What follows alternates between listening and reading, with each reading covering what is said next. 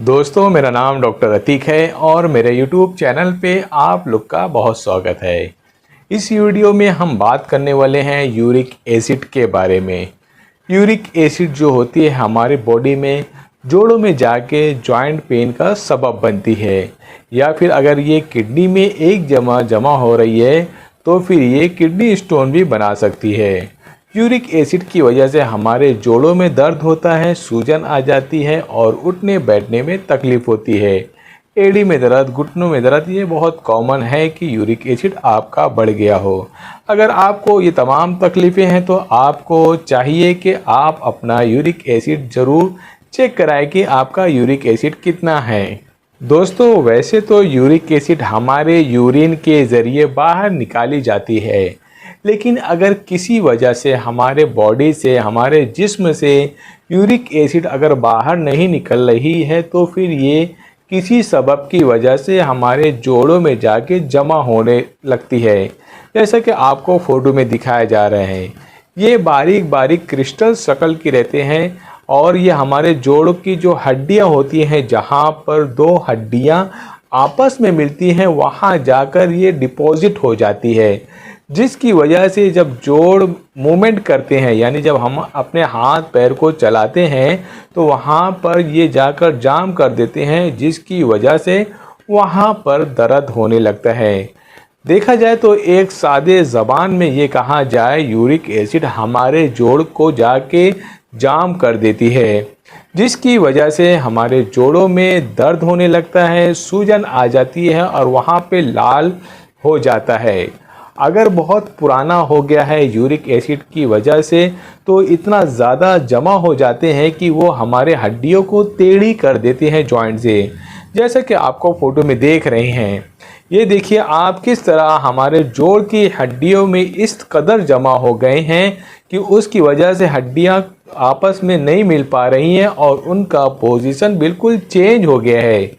इसी वजह से जब मरीज़ उठता बैठता है या फिर चलता फिरता है तो उसकी वजह से मरीज़ को जोड़ों में दर्द और सूजन आ जाती है। दोस्तों, वैसे तो हमारे यूरिन के ज़रिए यूरिक एसिड निकलता रहता है, लेकिन किसी सबब की वजह से या किडनी के बराबर काम नहीं करने की वजह से अगर आपका यूरिक एसिड बराबर नहीं निकल रहा है तो ये हमारे जॉइंट में डिपॉजिट या जमा होने लगते हैं।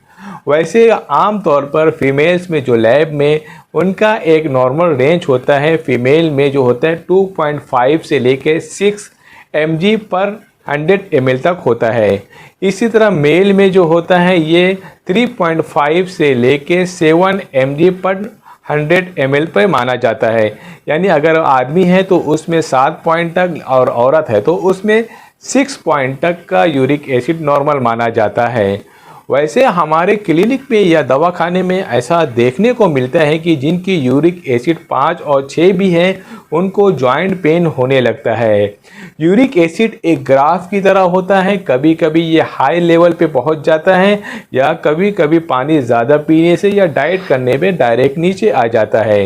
इसी तरह आपको चाहिए कि आप हर 3 से 5 महीने में अपना यूरिक एसिड लैब पर चेक कराते रहिए। दोस्तों, वैसे तो किडनी हमारी बॉडी से यूरिक एसिड निकालते रहती है, लेकिन अगर आपका यूरिक एसिड बढ़ गया है तो उसके लिए आपको चाहिए कि सोडियम की मिकदार कम कर दे।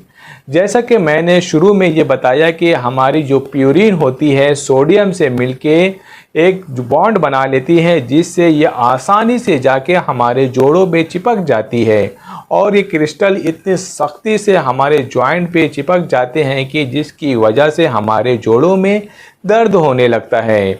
अगर आपको हमारी अपनी खुद की बॉडी से यूरिक एसिड कम करना है तो उसके लिए हमें ये बॉन्ड तोड़ना होगा, यानी कि सोडियम और यूरिक एसिड जो प्यूरिन का बॉन्ड है वो तोड़ना होगा। अगर हमारी बॉडी से सोडियम कम होने लगेगा तो फिर यूरिक एसिड खुद ब खुद हमारे जोड़ों से टूट के निकलने लगेगी और हमारे जोड़ अच्छे हो जाएंगे। हमारा दर्द, सूजन, पेन, स्वेलिंग सब खत्म हो जाएगा। सोडियम को निकालने के लिए हमारे बॉडी में एक ही है जो इसको निकाल सकता है, वो है पोटेशियम। अगर हम अपने खाने में पोटेशियम की मिकदार ज़्यादा कर दें तो ये हमारे बॉडी से सोडियम को खींच कर बाहर कर देते हैं। अब आप ये बोलेंगे अगर हम सोडियम का मिकदार ज़्यादा कर दें तो उसकी वजह से हमें और प्रॉब्लम हो सकती है।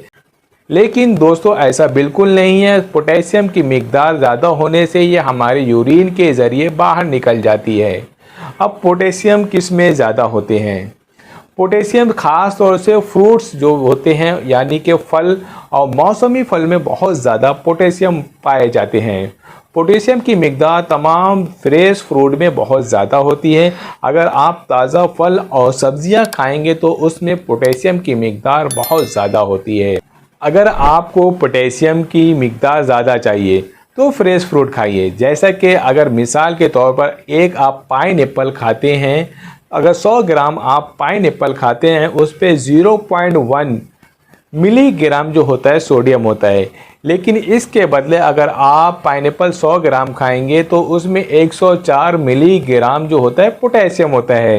यानी अगर आपके बॉडी में एक सोडियम गया तो उसके साथ में 104 पोटेशियम घुस जाएंगे और जो सोडियम है उसको खींच कर बाहर करेंगे।